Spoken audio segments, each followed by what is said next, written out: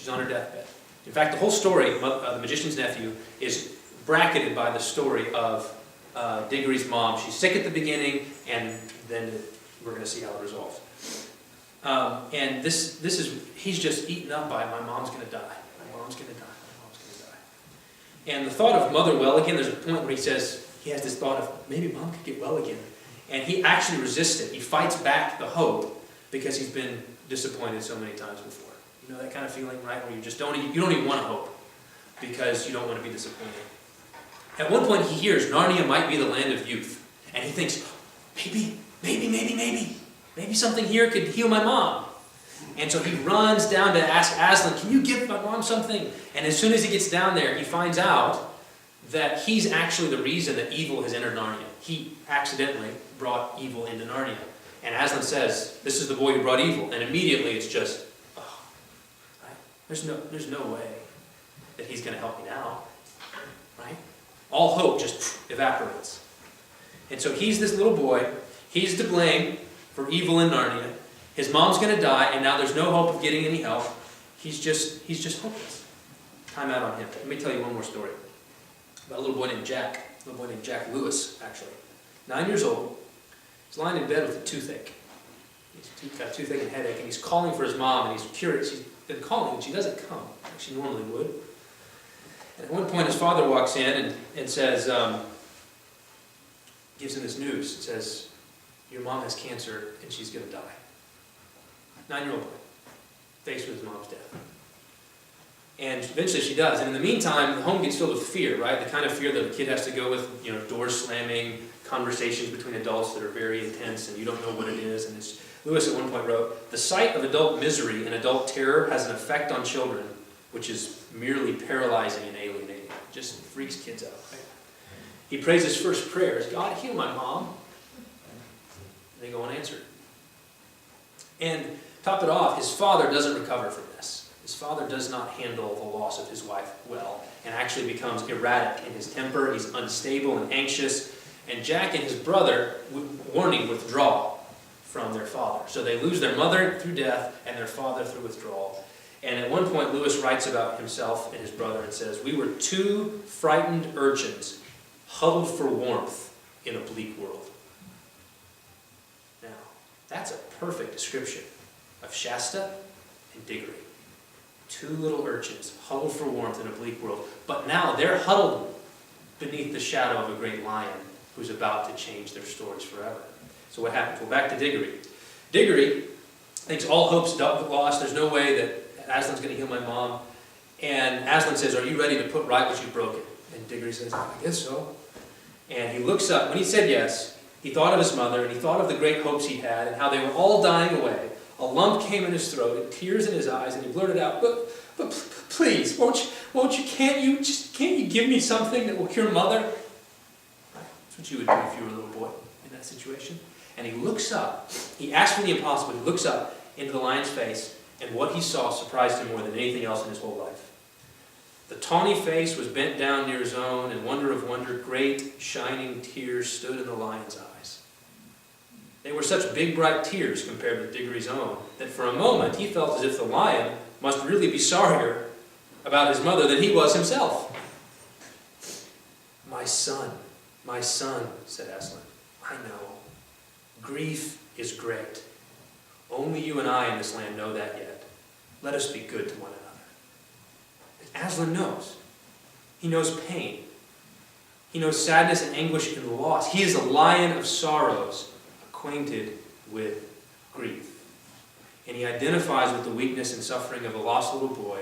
Tears well up in the lion's eyes. And in a moment of glorious condescension, he gives him a kiss, a lion's kiss. And that kiss, that connection that Diggory makes with the lion in that moment, is so powerful that it changes everything. He was able to resist temptation later in the story. And eventually, because of his faithfulness and obedience to Aslan gives him an apple from a protective tree, which cures his mother, and the story ends with a mother's made whole, dad comes home, big country house, everything's put right. Glory to God, right? Glory to God. Shasta, on the other hand, is walking along, back to Shasta. He's riding along. Who are you? Who's this big thing riding next to me? One who has waited long for you to speak. Oh, are you a giant? You might call me a giant, but I'm not like the creatures you call giants. Oh, I can't see you at all. Oh, please go away. I must be the most unluckiest person in the whole world. And the voice says, tell me your sorrows. Tell me your sorrows. And Shasta does. Being orphaned, being beaten by his adoptive father, fleeing from lions, hiding in tombs, heat and thirst, hunger and loneliness, all of it just unloads it on this thing. And then the voice says, I don't call you unfortunate. I was the lion who forced you to join with Erebus. I was the cat who comforted you among the houses of the dead. I was the lion who drove the jackals from you while you slept. I was the lion who gave the horses new strength of fear, and I was the lion you do not remember, who pushed the boat in which you lay, a child near death, so that it came to shore where a man sat wakeful at night to receive you. So in this moment, Shasta discovers that behind a frowning providence, Aslan hides a smiling face. All that he had called bad luck and misfortune and being unlucky, was in fact the wise and good plan of the great lion. And so then at that moment, Shasta falls on the ground from the lion. And it says he couldn't say anything, but he didn't want to say anything. And he knew he didn't need to say anything. And his story ends being reunited with his father, King Loon, and his brother, and being welcomed back into a family. And the point that Lewis seems to be doing, right, is this. His own story is these two little boys, right? A father who's withdrawn, abusive, a mother who's about to die. And he rewrites those stories so that reunited with a happy father, reunited with a healed mother. And you might think, is he just working through his own issues? And I think this is what Lewis would say. If you said, Lewis, you're just working through your issues through these stories, I think he'd say this. I'll close with it. Perhaps I'm working through my own pain and loss through these stories. What of it? We live in a world in which mothers die. Might we not imagine a world in which they are well again? Fathers can be harsh and intemperate. Can we not for a moment picture them as jovial and affectionate? Or have we grown too cynical to hope? And might the real answer to such childhood pain lie elsewhere? Isn't the true import of Shasta and Diggory found in their willingness to give up second things in favor of things of first importance? Don't their stories really demonstrate how crucial it is to put first thing first, even if in the end they also have second things thrown in? After all, Jesus himself said, if we leave houses or mothers, sisters and brothers and wives and lands for his sake, he'll return them to us, and in the age to come eternal life. Indeed, might the real comfort, the deep comfort to all of our pain, all of our sorrow, come not from the restoration of a mother's health, or the recovery of a happy father, but in the shining tears and smiling face of the High King above all high kings. Would you pray with me? Lord, we thank you for your grace. We thank you that you gave C.S. Lewis the grace and wisdom to write such stories. They can show us the gospel. They can show us yourself. They can show us how you meet us in our pain and in our need, how you change our trajectory so that we aren't consumed by our own sin, how you give us a picture of what we should aspire to, whether it's being godly men or godly women. And so we just thank you that you gave Lewis such a vision to capture these in these little stories, and that children can read them and be benefited by them. And so we pray that they would bear fruit in our own souls, and that most importantly we would worship you and glorify you in the name of your Son Jesus. And amen. Thank you.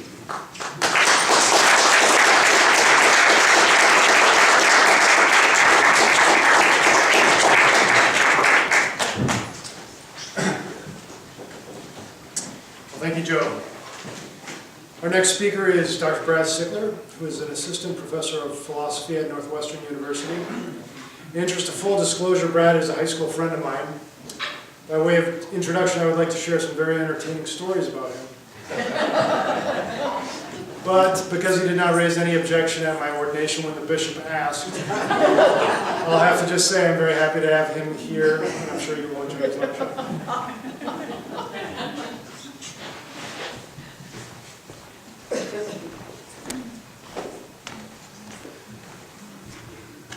I can't remember. I think there's a psychological term for that, isn't there? When you're just overwhelmed by too many options and you can't make a decision. And that's sort of what I felt like when they asked for objections. I thought, where would I start? I've got 25 years of material here. But no, It's good to be here, and Father Chris and I are old friends. And when I was a kid, going back to being very young, I wanted so much for there to be magic and monsters, and I don't know, I think a lot of us are like that. I know my kids, I have a 9 and 11-year-old, and they're like that now too, and I would read fantasy books all the time, and you know, the Xanth books, and Dragon Riders of Pern, and the Shannara trilogy, and Tolkien, and of course Lewis.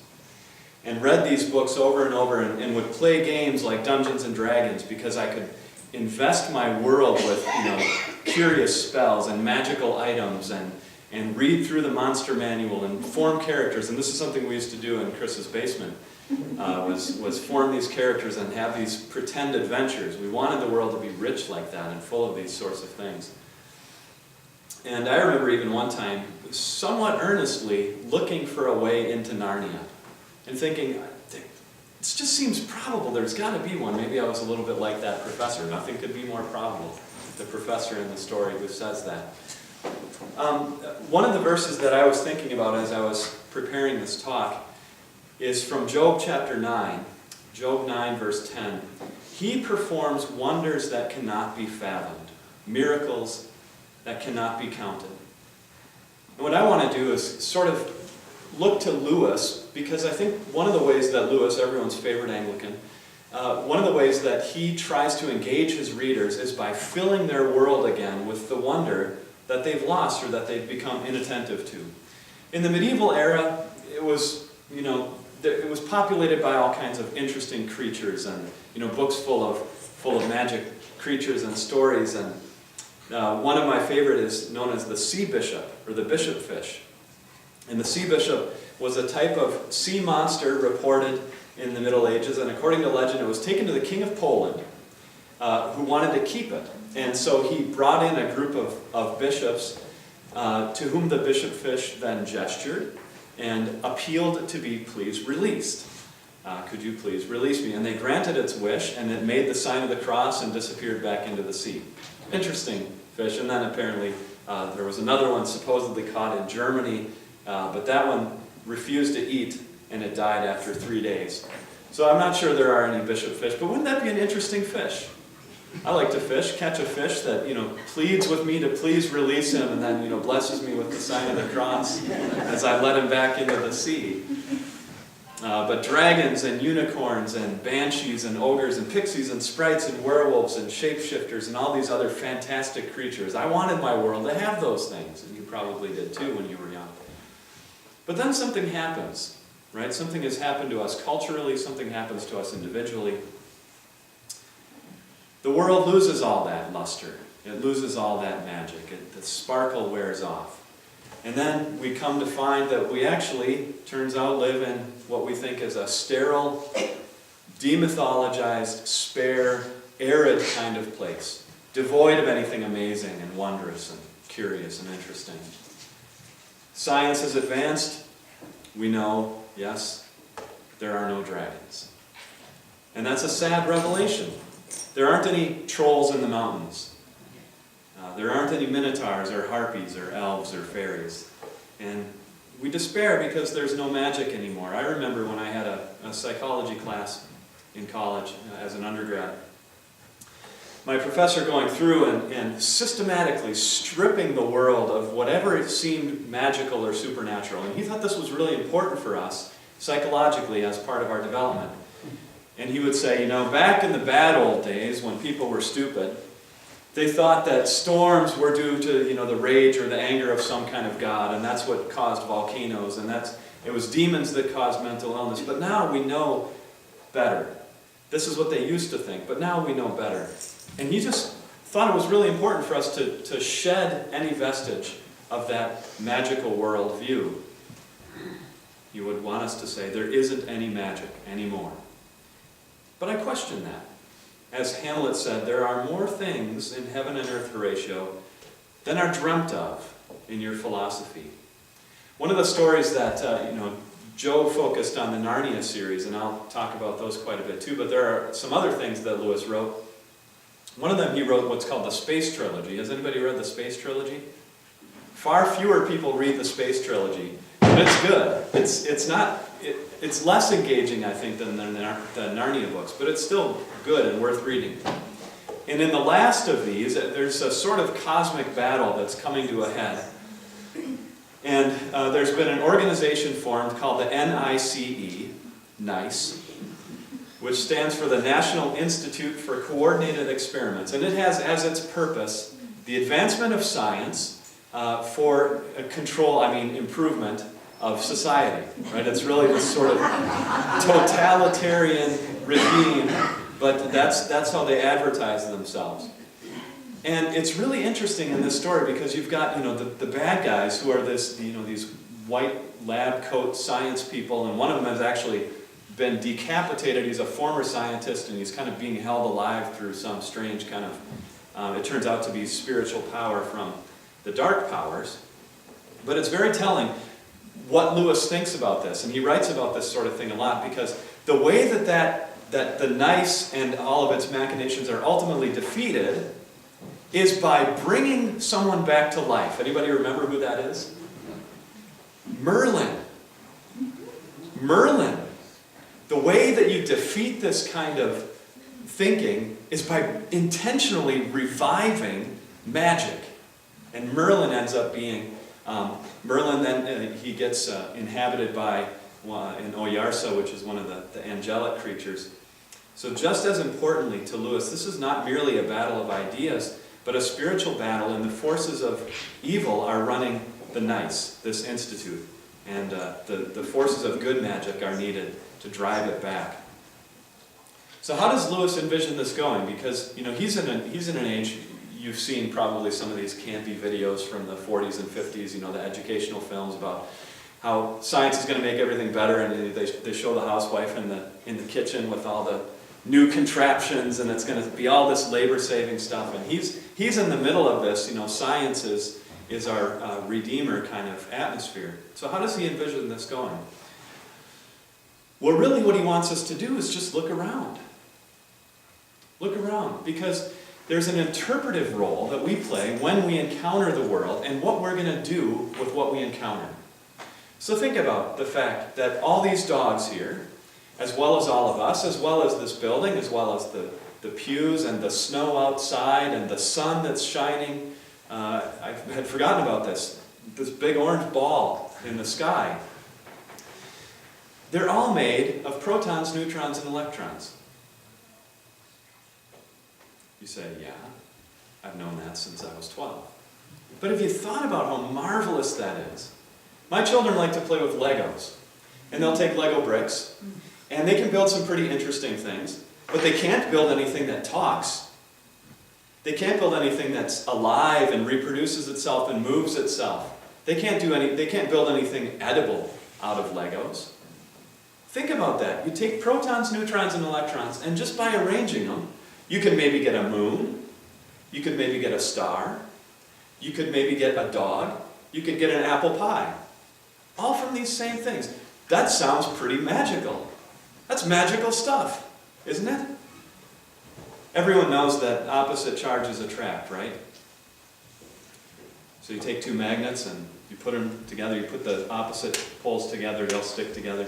Put the same poles against each other and you'll push them. This is one of my favorite things to do when I go to the bookstore, as I go where they have the little train set up, and I'll take the one train, and you can push the other train without touching it. It just blows my mind. It has always amazed me.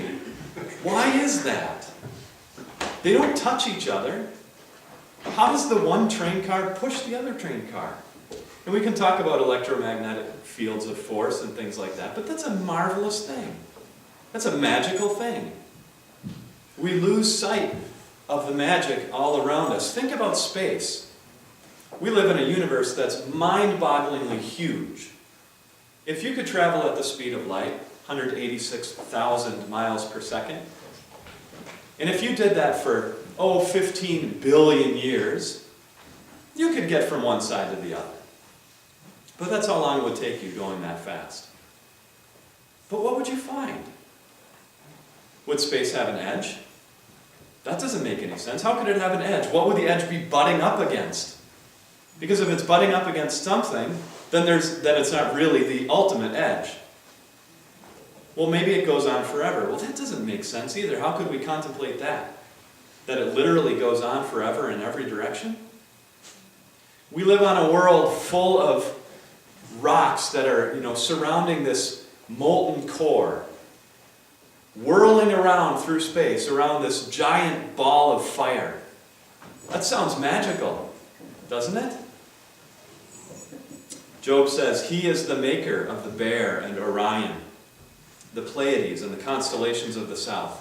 He performs wonders that cannot be fathomed, miracles that cannot be counted.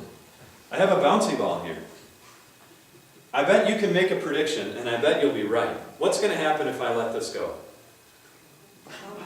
It's going to fall, and then it's going to bounce. You were right. Why did it fall? Why should it fall? Look. Well, I guess my hand's not quite big enough. But look, no strings. I could have a little ring here. I could do like the magicians do around when they're levitating their assistant, right? No strings, nothing. So how is it falling? Why does it fall? Well, we say, gravity. Okay, gravity. And what is that exactly? Because there are no strings, there's no little guys coming up to pull on it, there's nothing blowing on it from on top. It's just the way it happens. And we can model it, we can make equations for it, we can talk about the laws that describe gravitational interaction. But that's not really understanding it, that's not really making it clear to us why one thing can affect another thing without touching it. Why doesn't the moon just fly off into space? Is there a cable somewhere? It just doesn't. These are the kinds of things that if we can